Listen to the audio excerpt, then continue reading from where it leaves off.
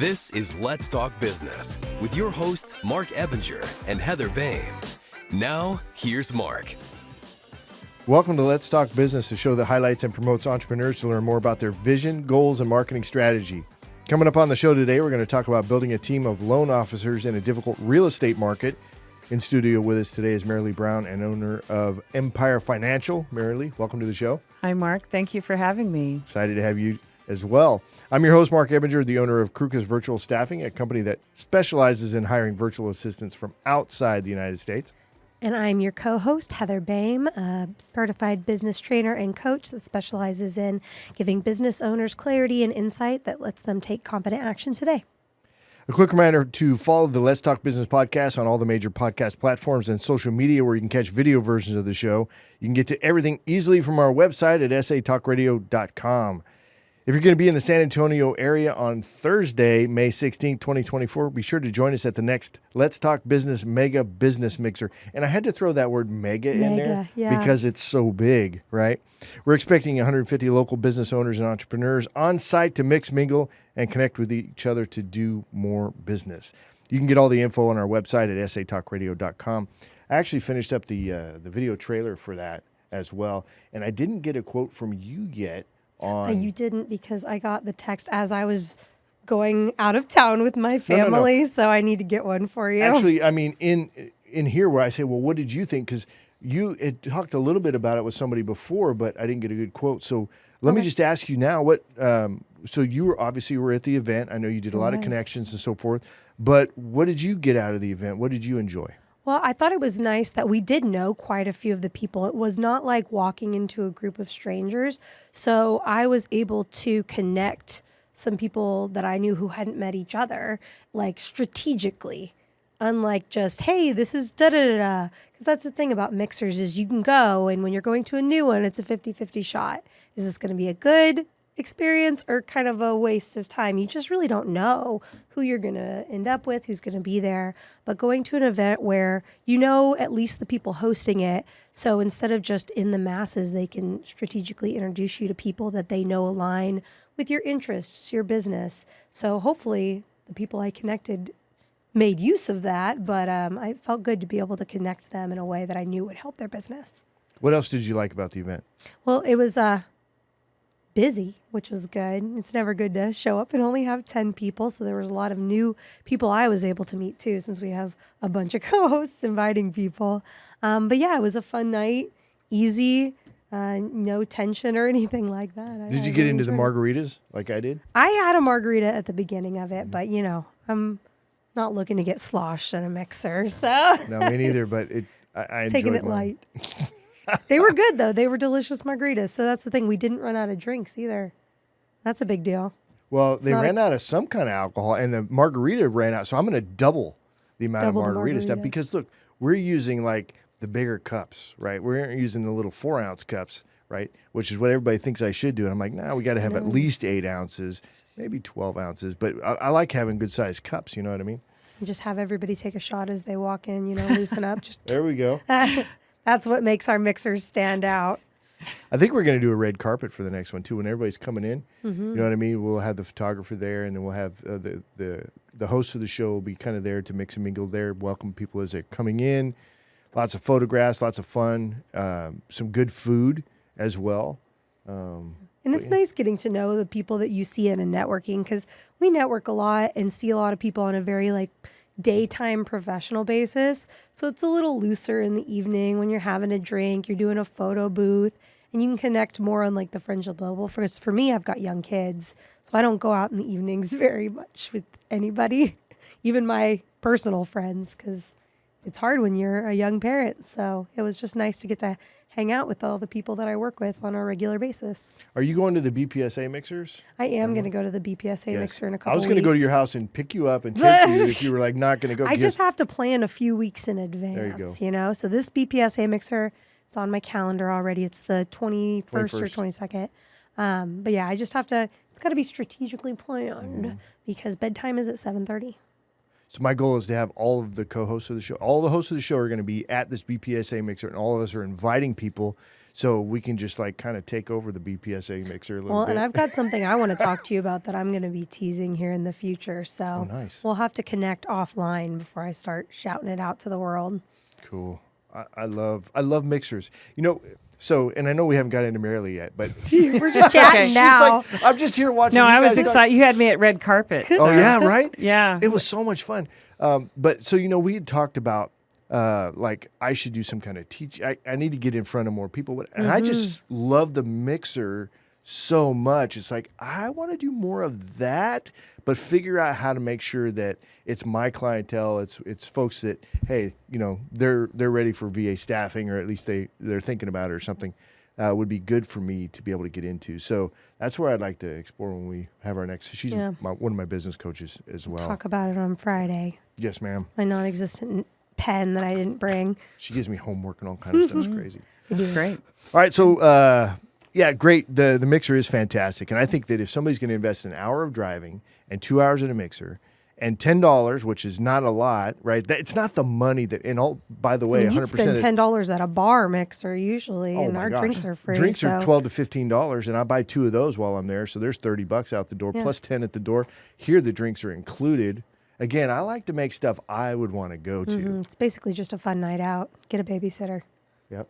Yeah, the host of the Let's Talk Business Mixer is phenomenal too. He's awesome. Oh, that's me. Sorry. Can I say that? Is that weird? Yeah. Well, I was believing you, so that's great. Yes, my mom started that.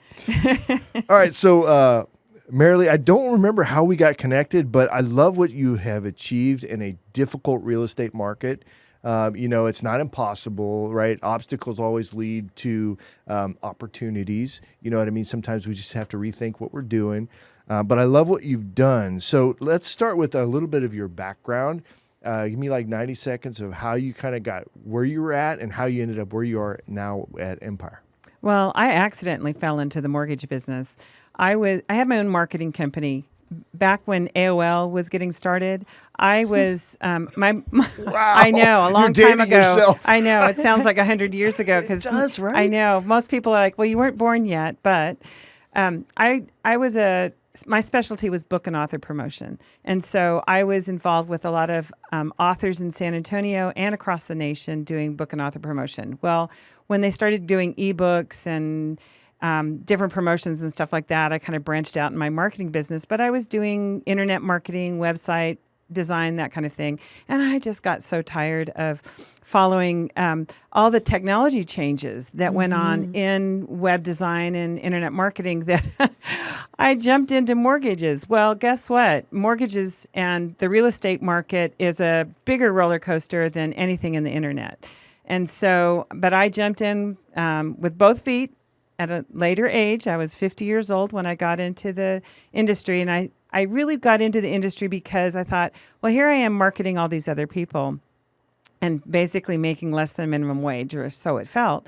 And I thought, well, why not just market myself and get into something that I can actually make some money and save for retirement? Because at that time I was thinking, well, I got 20 years. Well, now I'm halfway through. I've got 10 more years and looking towards retirement, hopefully, although I'm enjoying what I'm doing so much that I feel like I could do this until I die. I really could. So that's how I got into it.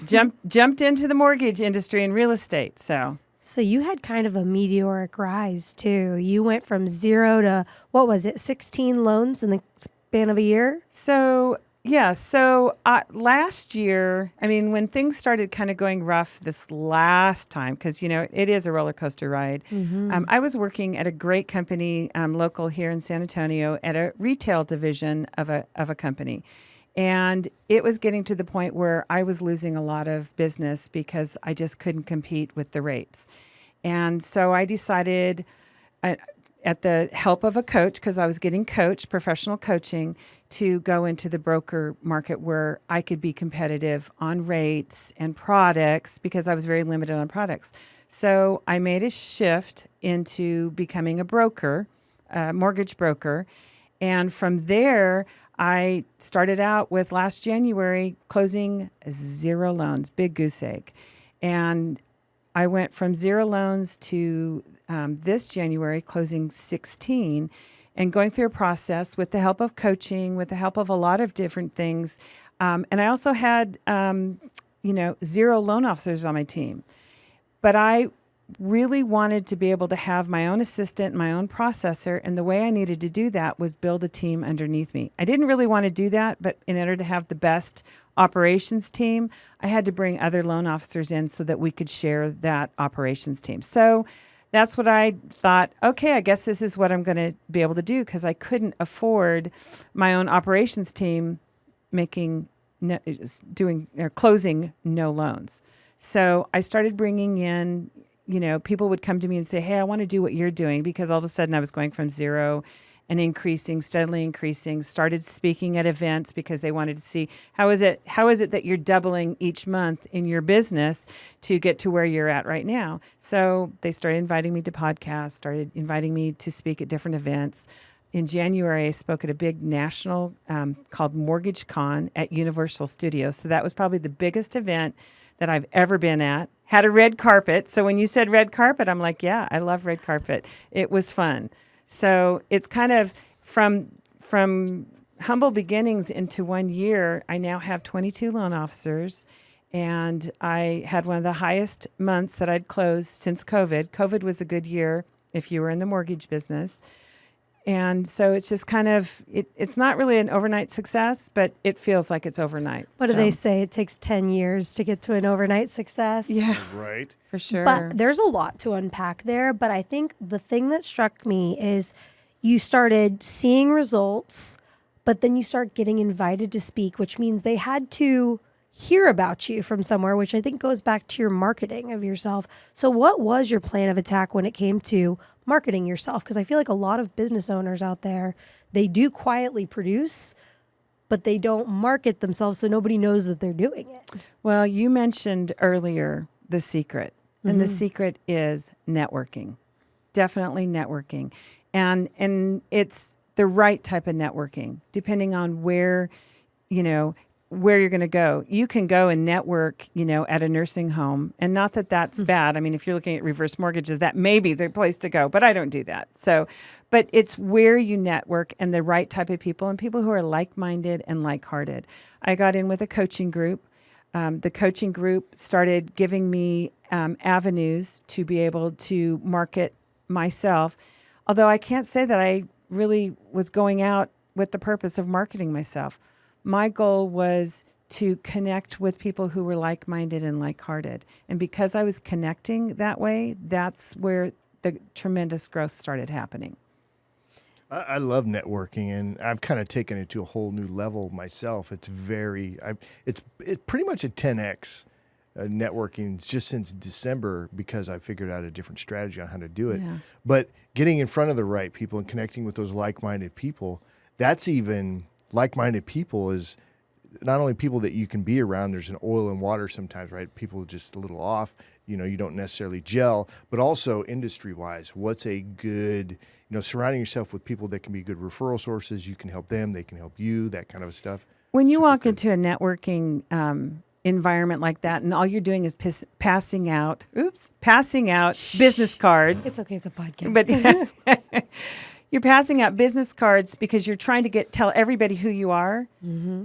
Guess what? You walk out of there and everybody just tosses that business card, and they could care less, because all you're doing is, telling everybody about yourself. And so when you change that mindset and you're going in because you're trying to learn about other people and figure out how you can help other people, that's when the magic happens. I've heard that said a lot, but it's got to be real. Here's the actual execution of it is like at our mixer that we did, right? I was going around like a chicken with his head cut off, right? But when I go around and talk to somebody, I'd be like, hey, Merrily, it's good to see you again. It's like, who are you looking to connect with? And you're like, well, I'm looking to connect with, realtors. Okay, awesome. You know what? Kyle is right over here. Let me introduce you to Kyle. And so that's that direct, very focused on purpose way of networking that we don't really have to talk about what I do. Well, yeah. By the time we're done, you're like, well, how can I help you? You know what I mean? And that's how you network. That's the thing, though. Not a lot of people, when you go out networking, I've asked that question to people, and they're like, who do you want to connect with? So sometimes you have to dig like 2 layers deeper. What do you do? What's your specialty? What are you looking to build in your business? And then you're like, oh, well, you know what? I just met this girl over here, and she, is a property manager for apartment complexes. Let me introduce you because you guys would probably fit really well. So it's kind of like an investigation. when you are the connector, that's the thing, and that's what I try to do. I try to be a connector. And someone will go, well, I have no idea what Merrily does, but she has connected me with so many great people. I need to go find out what she does because I need to be around her more so that she can keep connecting me. Oh, you do mortgages? Oh, great. Can you do my mom's mortgage? Can you do this? I mean, it's not about me going out and selling, hey, I've got the great product for you. That's not what I do. I go and I try to connect people. I try to connect people with a roofer or a plumber, an electrician. estate planner or an estate attorney or, different things like that. If I'm now becoming the connector, I'm becoming very valuable. And so how do they stick with me so that I can keep connecting people? Well, they're going to do business with me. So and that's where, so the one-on-ones is where I start with the whole helping Yeah. people understand who their connection is, because that's what I'll do. And then I invite them to the mixer. What mixer are you going to? Because maybe there's one I haven't heard of that's worth going to. I like at least 100 people at a mixer. You know what I mean? So I can feel comfortable in a bigger crowd, doesn't get awkward. Or I can invite them to our mixer. You know what I mean? I used to be involved in a networking group, and I'm not going to mention the name just in case, because I'm not being derogatory, but I was, in it involved prior to COVID until things kind of shut down for like 3 years. And the one thing that I found that was not so good in my networking group, I mean, I got to know a lot of different people, but they wouldn't allow anybody else in my industry in my group. Mm-hmm. You know what I'm talking about? Oh, for sure. So you know what? That actually hinders me. Why? Because I've got a team of 22 loan officers now. If I'm not meeting any other loan officers and hearing how they're building their business or what they're doing to become great, I find all my networking opportunities now are probably with other loan officers so I can learn from them or they learn from me. And then I either build my team or I'm learning from them on how to become a better loan officer. So that's where mixers help, because you meet lots of folks. That's right. And I'd like to talk about that a little bit too, because you're bringing on loan officers, and look, I didn't even start this timer, but you're also recruiting and retaining a sales force. And that is a challenge for a lot of business owners. So what is your strategy? How do you recognize the people that you do want to bring in? And once you bring them in, how do you keep them? Because we all know keeping a high top producing salesperson can be difficult. So this may be completely nothing that you've ever read about or how you do it. I like to work with people I like. Yeah. So if you are... if you're very high maintenance or you have a very short fuse and you are, angry a lot or demanding, it's not a good fit for me at all. And so if you end up coming on my team and I'm finding that you're using my operations team and dragging them down or getting them frustrated, it's probably not a good fit. And we'll talk about, maybe you need to go into a different environment that's going to help you a little bit better, because this isn't necessarily it. You're talking about culture. So, culture is key, but it's funny because at Mpire, he's kind of like, I hate the word culture. It's been overused. And I said, okay, well, what's my alternative? And he goes, community. We have built a community. Mm-hmm. Just because you put culture on your T-shirt doesn't necessarily mean it's a culture. And I'm not saying that word is bad, but I'm trying to, it's more than just culture. It is building a community. So I'm going to have a community of people that are around me that I like, and that I want to help build and that are appreciative and are hardworking. And, there's just a lot of standards that I have. And so if I have somebody that comes onto my team and doesn't fit into that community, and you're right, culture, if they're not fitting into that, then I'm going to help them find another place that's going to be a good fit for them. I just had somebody that joined my team, was only there for about 30 days. And it was just not a good fit. I love this person. I help this person find someplace else that would be a better, give them the resources that they need. because they needed a little bit more than what the broker model gives them. So they're going into a retail position. Mm-hmm.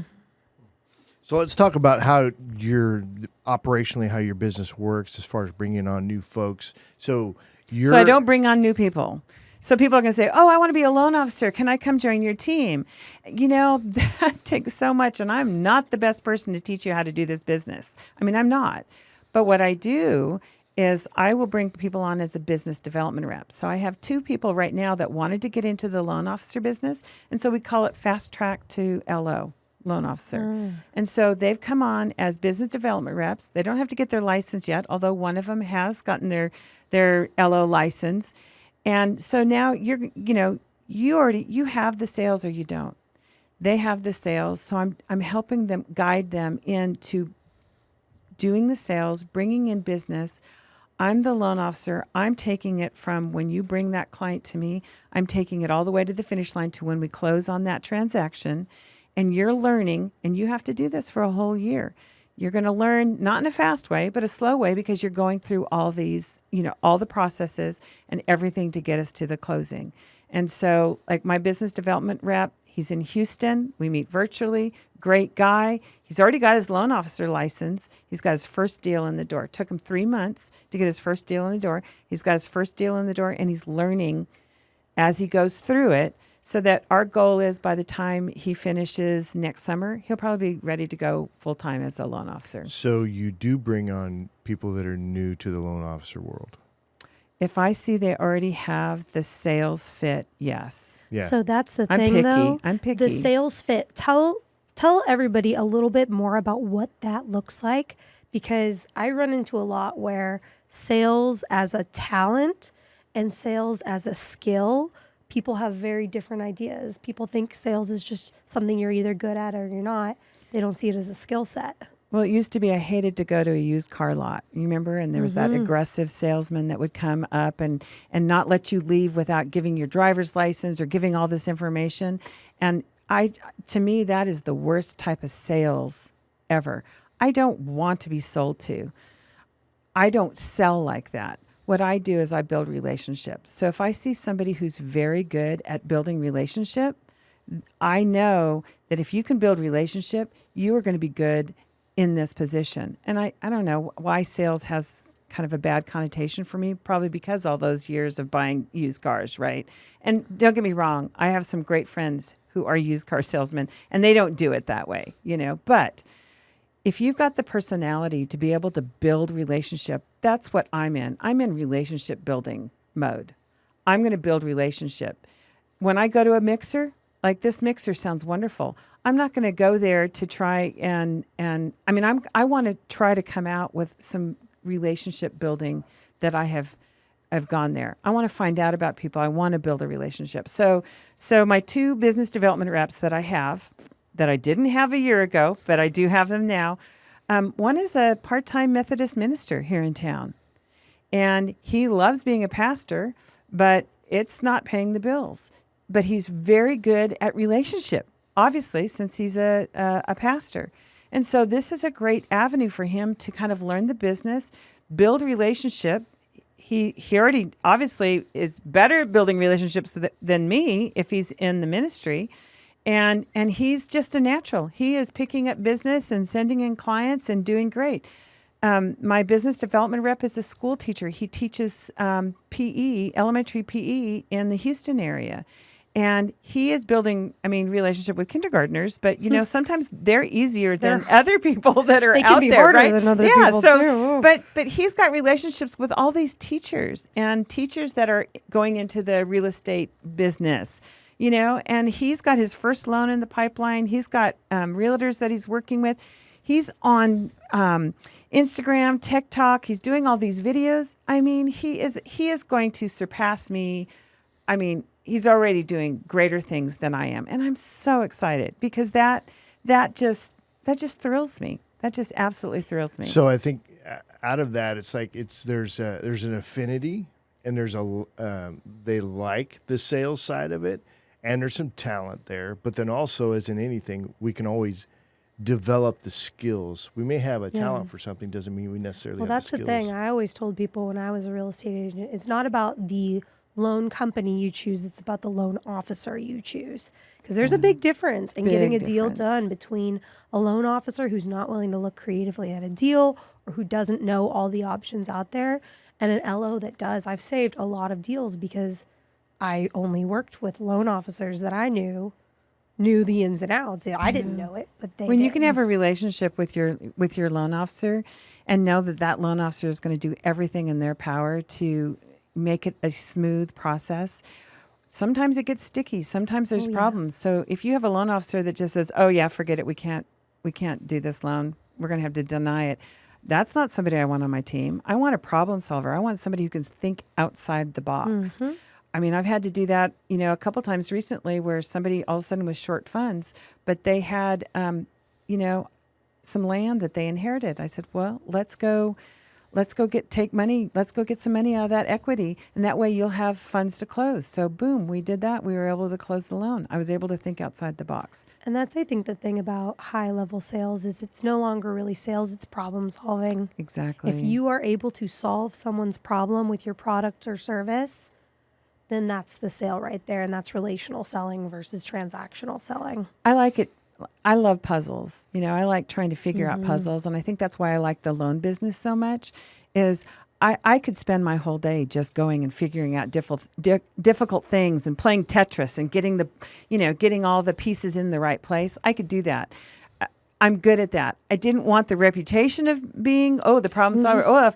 If Merrily can't close it, nobody can. Bring your difficult loan deals. No, I don't go out and promote that. But I am good at that. And my realtor partners know that. And so that's why they're loyal to me because they'll bring in deals that, hey, they couldn't do this. Can you take a look at this? And I do that. So I love helping people. And I think if you're good at, I hate the word sales, but if you like helping people and you make sure you put your client and your partners, your referral partners ahead of yourself, you are going to succeed. And that's how I feel that my success is based on that. So I think that sounds great, but from a business perspective, how do you hold your whole 22 loan officer team accountable to that level of quality and care that you have? That's a good question. I probably, with that many people, so I meet with them every day, every morning. I'm on a group coaching call from 7:30 to 8 o'clock in the morning. Once I get off of there, we have something really, really cool in our company. It's called Roam. It's brand new, RO.AM. I get no money from this company, but they're fabulous. It is like Zoom and meetings, Google Meet. What's the other one? Microsoft has their version too.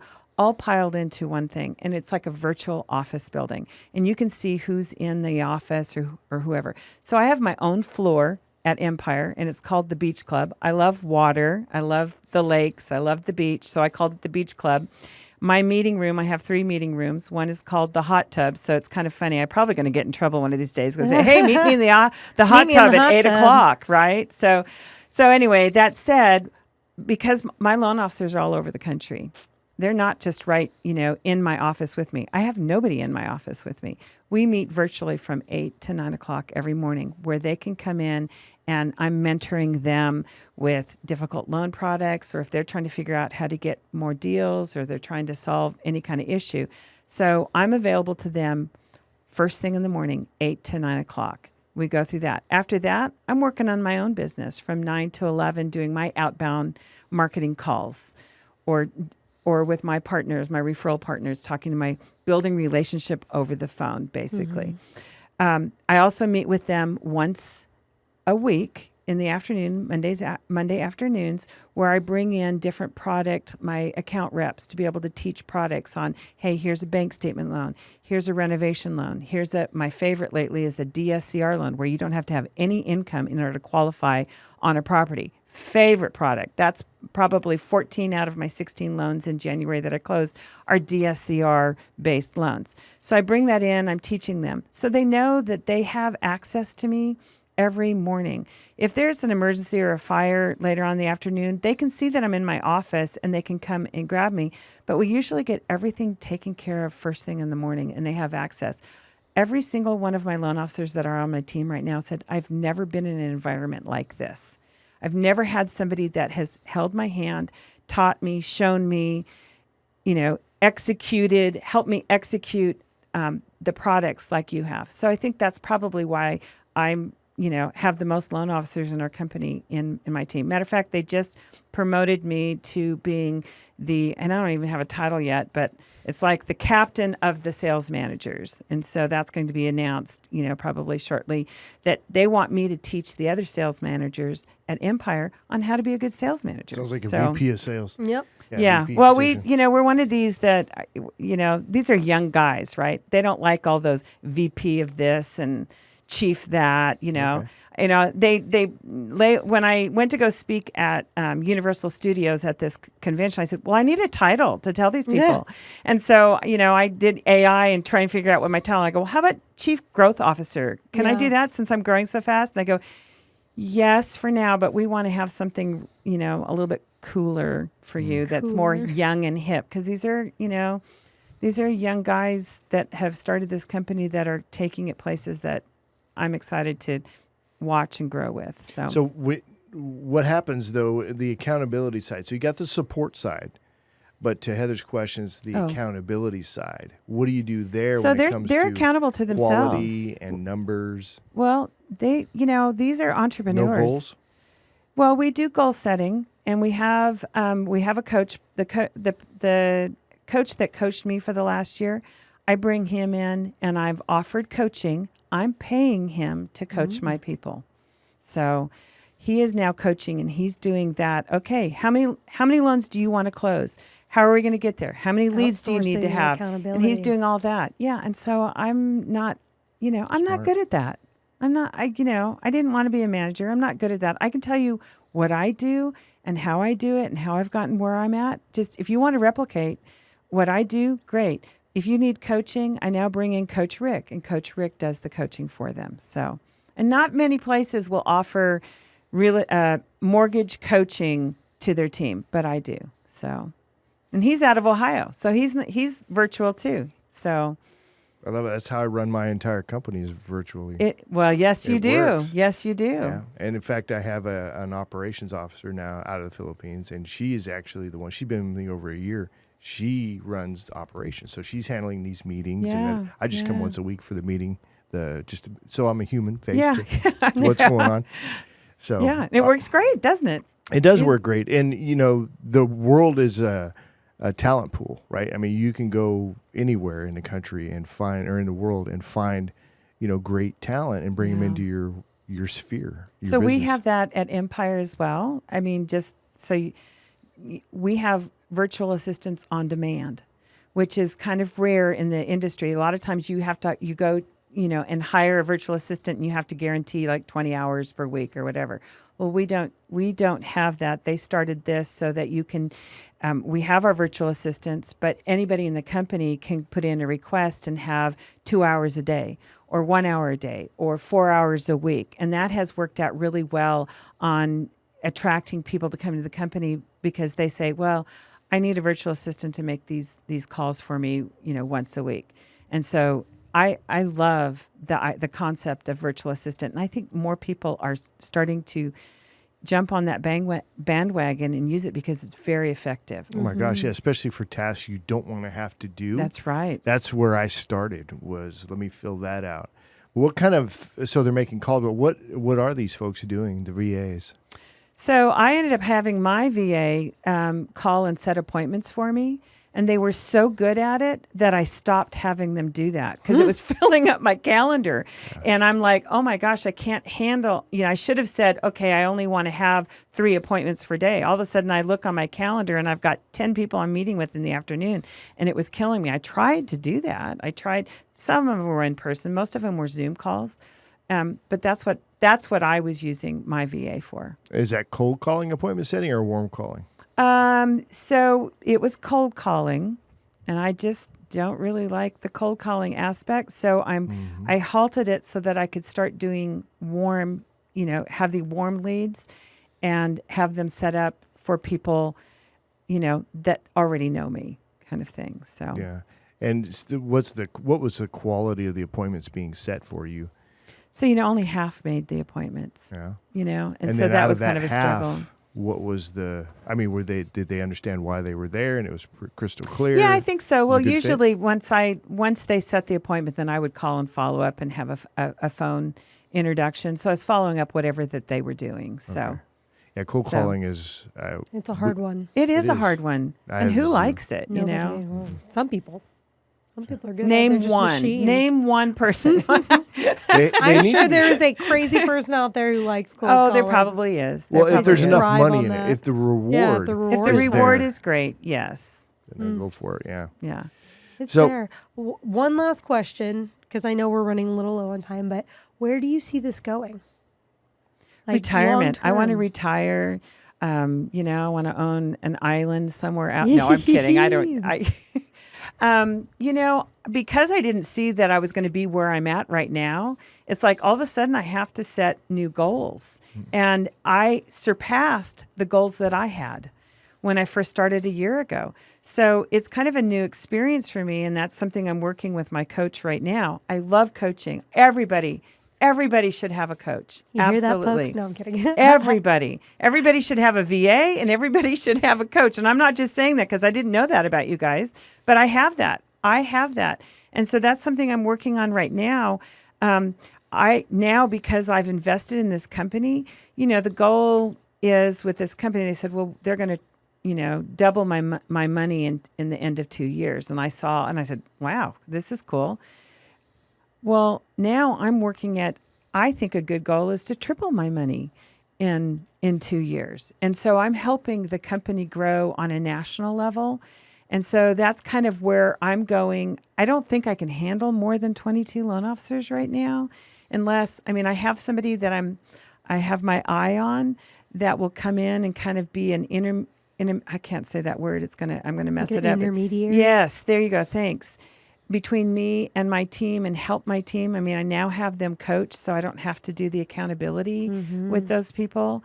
But I need somebody to help on the operations side so that I'm not the one that's, every day trying to figure out how to get a customer from A to Z, in an easy way. So I'm trying to build my team, not just building loan officers and doing more loans. I'm trying to build it so that it's a better fit and that it's easier on me, where I have I have a race car and not just a Volkswagen Bug that I have to air up that tire. Well, it's a difference between being a job owner and a business owner, right? Yeah. Job owners are stuck because they're the one that people go to for things. Yeah. A business owner has structure in place and systems and processes in place, so they don't have to be that person, and they can go on vacation and don't have to worry about answering their phone. Right. You know what I mean? Right. So I set up trying to build this in a way that I could easily grow. And that was with the help of my coach.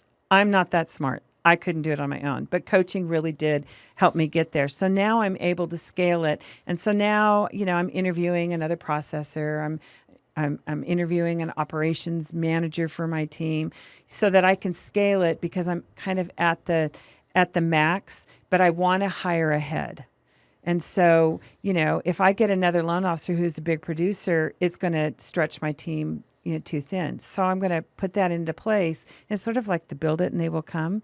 I think that's what I'm doing here is I'm building it and then I'm ready for more people to come. And I'm not. I don't call loan officers and say, hey, how's it going at your company? Do you like it? How'd you like to come to my company? I've never made a single call like that, ever. how much better would your business be if you did that, though? I'd probably be dead, Yes. So, but I don't know. You got to build that foundation first. So, and you know then- what? We have recruiters at our company that can do that for me. There you go. You don't have to do it, right? I don't have to do that. I don't want to do that. But when you have I'm not something good at good, it. you got to tell people about it. So. Well, and so, they hear about it in podcasts like this, so. So what's a big negative in your journey that you've had over the last year that you've grown? Something that hit you hard, maybe a hard lesson that you had to learn? Probably doing the quick to hire, slow to fire type thing. Having, just because you're a loan officer and you're a big producer doesn't necessarily mean it's a good fit. And so having to deal with people that, I should have seen that there was an ego or that I saw that there was maybe, some red flags. Maybe they've jumped around a lot.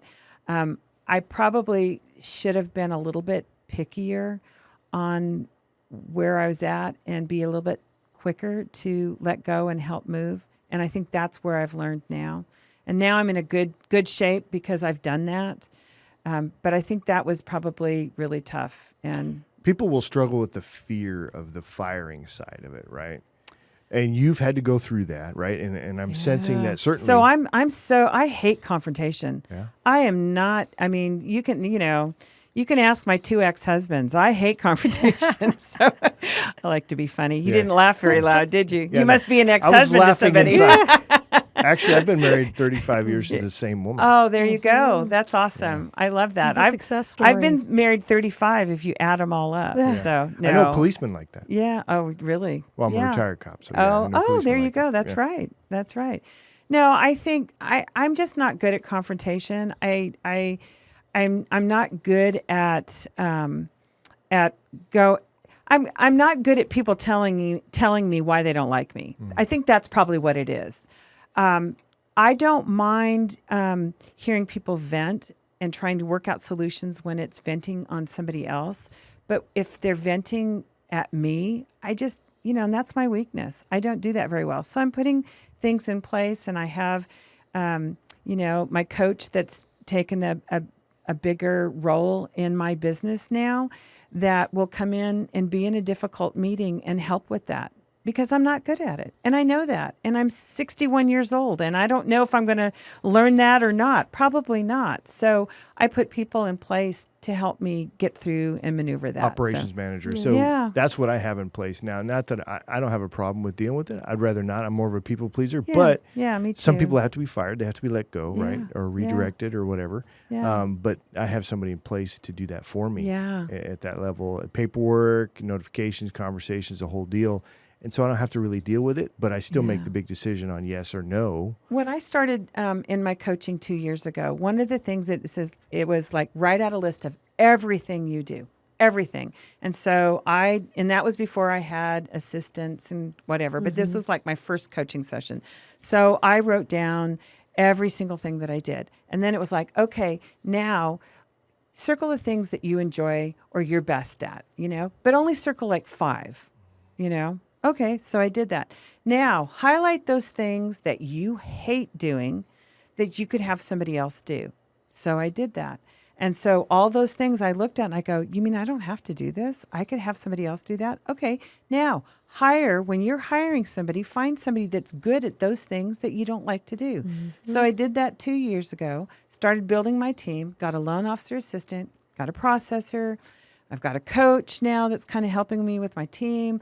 I'm looking at an operations manager. I have found the people to do those things that I'm either not good at or I don't like doing. And I do the things that I have fun doing. So this truly, I'm 61 years old. I'm proud of getting to 61, right? But there are things this is probably the best time I've ever had in my life in any career I've done. And I've done a lot of different things. But this is, I absolutely love what I'm doing. Absolutely love it. And that makes a big difference on wanting to show up on a daily basis when sometimes, if you have a choice of showing up or not showing up. The one thing you didn't mention, though, and I know Heather, because she's my coach, has mentioned, is that the highest and best use of your time. So there's the things you like, the things you don't like, and then there's the things that are the highest and best use. So what were your thoughts when she was going through that list? Oh, no, I love it. It's like a am doing, should doing, should be doing kind of a thing. And I don't think business owners really stop to think about that very often, because at first, and this is why I generally don't work with brand new business owners, because for the first few years, especially if you don't have any other source of income, you're just struggling to keep your head above water. You're just hustling and doing everything because you can't really afford anything else. Well, you know, my coach helped me with that. So like one of the things, you may be good at writing emails and answering emails. But are you making any money off of that? So I think they did that. They had us highlight what was red and green. Green was the moneymaker things on your calendar. Red is not. So that's probably... Exactly. That's the thing. So you kind of are doing everything, but have you stopped to think, okay, what do I actually enjoy doing? And what am I best at doing? And which of these could I pay someone less to do than I am worth?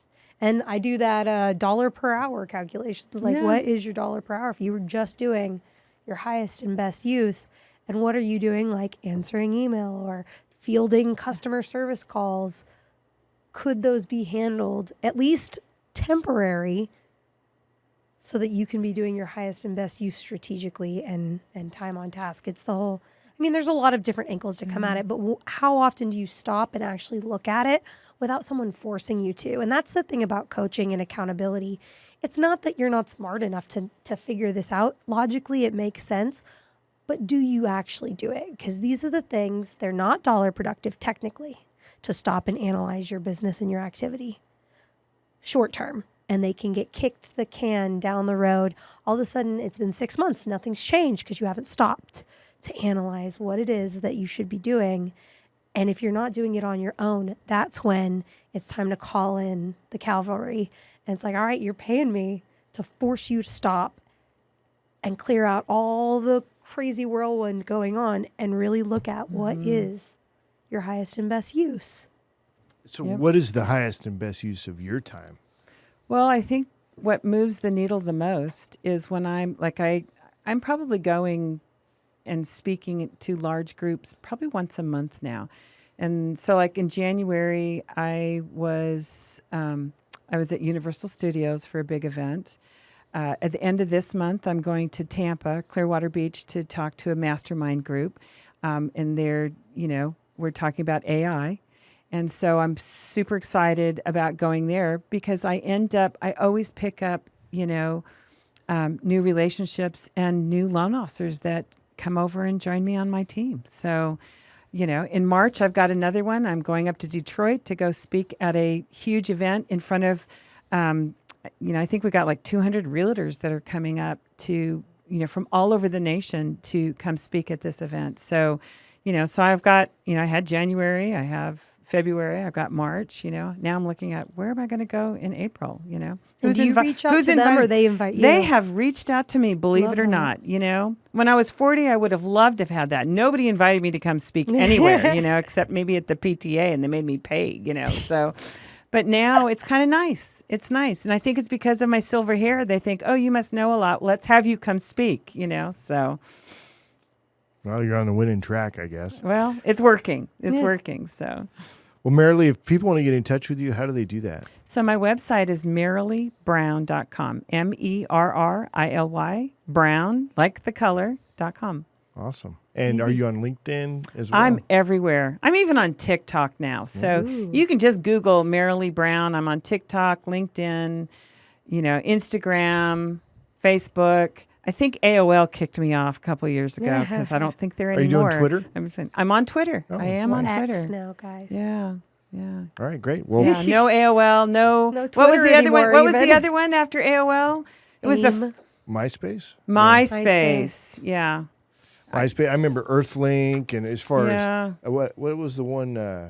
It's a place in Alaska, Juno. Remember Juno? Juno, I do. For the email or something like that, that's right? That's right. Back in the day. Yeah, back in the day. All right, Merrily. Well, thank you very much for coming. I appreciate it. It was a great conversation. I think we all learned a little bit, and that you've achieved a lot. You're still doing a lot. You're 61 because you said it first. I didn't ask. No, it's okay. And I you're think rocking it's great it. Just to don't hear mention that my weight. because Just age is okay. No. That's the thing. I feel like people can get to a certain age and be like, well, it's too late, but it's not. It's not A too lot late. can change in 1, 5, 10 years. You just have to start. Yep. That's right. All right, as we wrap up the show, a quick reminder to check out our latest podcast and catch video version of the show anytime by visiting our website at satalkradio.com. That's going to be it for us. Great job, Merrily. Great job, everybody. Thanks, And Mark. Thanks, Heather. You guys are great. All right, we'll see you on the next one.